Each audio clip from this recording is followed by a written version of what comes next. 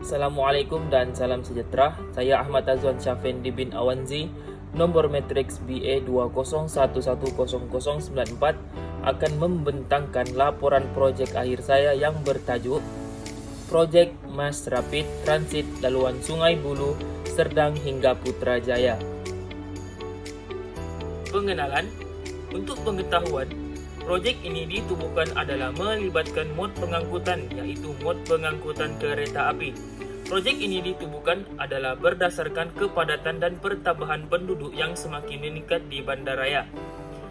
Selain itu, projek ini dibangunkan adalah untuk memberi ruang kepada masyarakat menggunakan pengangkutan awam bagi menjimatkan masa mereka untuk pergi ke suatu tempat ke tempat yang lain.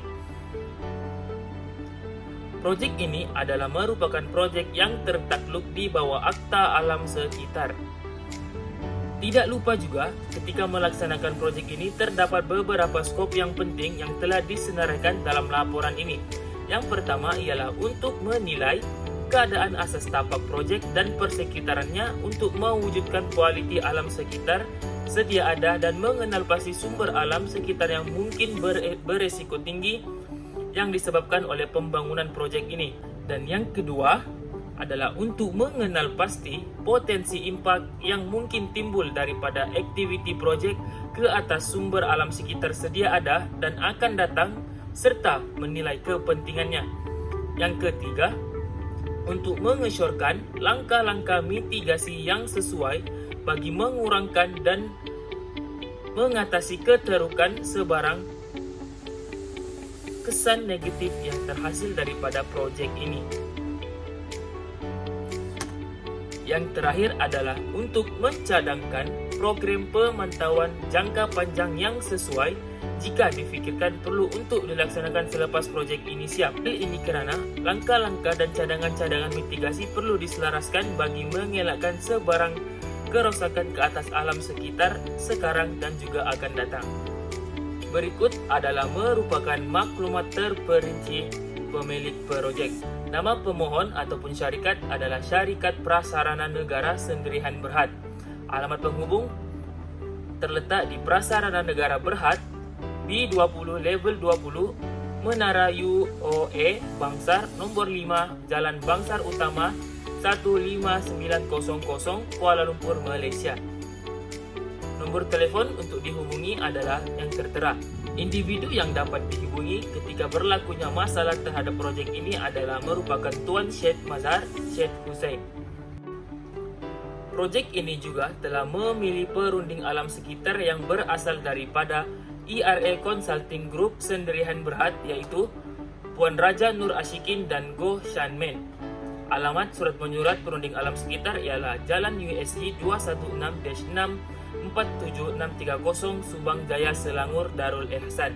Nomor telefon untuk dihubungi adalah seperti 603 80242278. Polisi dan pembangunan projek. Konsep dan lokasi projek yang dicadangkan adalah selari dengan kepentingan alam sekitar untuk penempatan industri di Malaysia.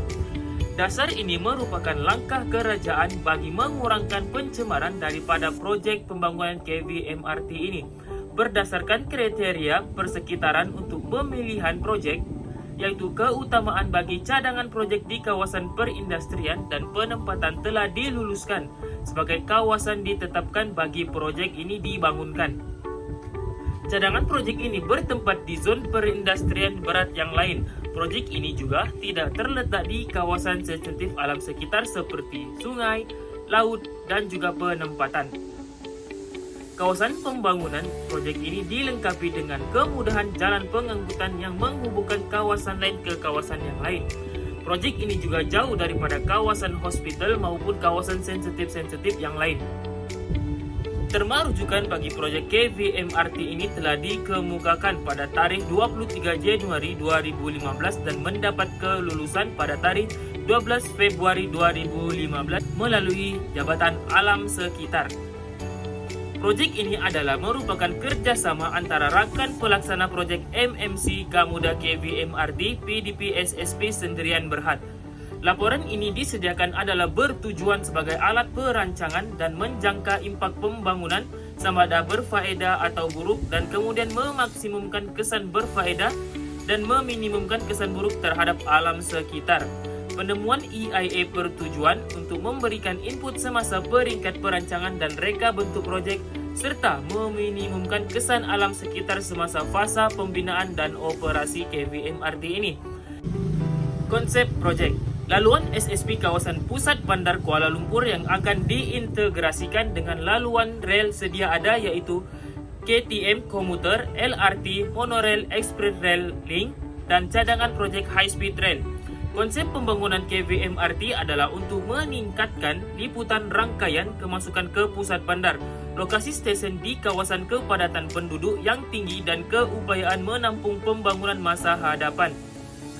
Menjelang tahun 2023, KVMRT yang melibatkan laluan SBK dan laluan SSP dijangka dapat membawa lebih kurang 1 juta penumpang pada setiap hari. Latar belakang projek: pertambahan penduduk di Lembah Kelang telah mendorong kepada keadaan di mana kawasan metropolitan Kuala Lumpur telah berkembang sejauh melangkaui 20 km daripada pusat bandaraya. Ini memberi tekanan kepada infrastruktur pengangkutan bandar secara khususnya rangkaian jalan raya yang telah sedang maupun dalam pembinaan dijangka tidak mampu untuk memenuhi keperluan Kuala Lumpur sehingga tahun 2020 ke hadapan. Kesesakan lalu lintas merupakan masalah kritikal disebabkan peningkatan bilangan kenderaan persendirian akibat pertambahan penduduk di kawasan tersebut. Masalah ini menjadi semakin ketara akibat daripada kemerosotan penggunaan pengangkutan awam daripada 34% pada tahun 1985 ke 10 hingga 12% pada tahun 2008. Dengan adanya KVMRT ini sedikit sebanyak akan dapat membantu sistem pengangkutan di Kuala Lumpur agar dapat mengelakkan kesesakan lalu lintas terjadi lebih teruk lagi. Deskripsi lokasi projek pembangunan. Projek ini melibatkan pembinaan Mass Rapid Transit sepanjang 52.2 km yang menghubungkan Sungai Buloh ke Putrajaya. Laluan SSP ini merupakan sebahagian daripada sistem Klang Valley Mass Rapid Transit iaitu KVMRT. Sistem KVMRT ini merupakan salah satu daripada EPP di bawah Greater KL Klang Valley National Key Economic Area. Terdapat beberapa komponen dan aktiviti utama projek yang telah dibahagikan kepada 4 segmen utama, iaitu yang pertama ialah Northern Elevated Segment sepanjang 14 km yang menghubungkan Sungai Buloh ke Jalan Ipoh. Yang kedua ialah Underground Segment sepanjang 13.5 km dari Jalan Ipoh ke Bandaraya Malaysia Selatan. Ketiga, Southern Elevated Segment sepanjang 11.7 km dari Bandar Malaysia Selatan ke UPM. Dan yang terakhir ialah Southern Elevated Segment sepanjang 13 km yang menghubungkan perjalanan daripada UPM ke Putrajaya. Berikut adalah merupakan penjadualan pembinaan yang telah diselaraskan melalui projek KVMRT ini. Terdapat 2 fasa, iaitu fasa pertama Sungai Buloh yang menghubungkan Kampung Batu dan yang kedua ialah Kampung Batu hingga ke Putrajaya. Melalui projek ini juga telah melibatkan beberapa pihak berkepentingan bagi melaksanakan dan menjayakan projek KVMRT ini. Untuk pengetahuan, sebanyak 33 sesi perbincangan telah dijalankan dengan pihak berkepentingan di lokasi yang berlainan.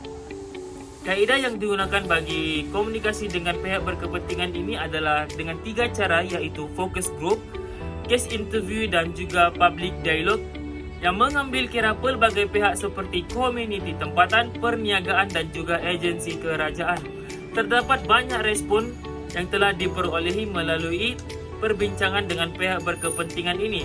Terdapat juga respon negatif dan juga respon positif. Melalui projek ini terdapat kesan residual yang telah diakibatkan daripada pembinaan KVMRT ini, iaitu getaran dan bunyi bising akibat daripada aktiviti pencerucukan merupakan impak utama projek ini. Kerja-kerja pembinaan yang dijalankan secara berperingkat di sepanjang jajaran elevated, manakala kerja pembinaan bawah tanah akan dijalankan pada lokasi yang ditetapkan. Oleh yang demikian, bunyi bising dan getaran merupakan impak utama bagi penduduk yang tinggal berhampiran dengan laluan pembinaan. Pemantauan dijalankan selama 24 jam hari bekerja biasa bagi semua stesen pembangunan. Di beberapa lokasi utama yang lebih sensitif, pemantauan dijalankan secara berterusan termasuk hari hujung minggu. Ringkasan kesan projek. Bunyi, bising, dan getaran adalah merupakan isu utama semasa pelaksanaan operasi proyek KVMRT ini. Terdapat beberapa kawasan yang telah dikenal pasti yang telah melebihi paras bunyi yang sepatutnya. Langkah yang digunakan bagi mengatasi paras bunyi ini adalah seperti menggunakan penghadang bunyi, continuous well tracks, dan acoustic observations di tepi landasan agar dapat menghadang bunyi bising yang akan mengganggu masyarakat setempat.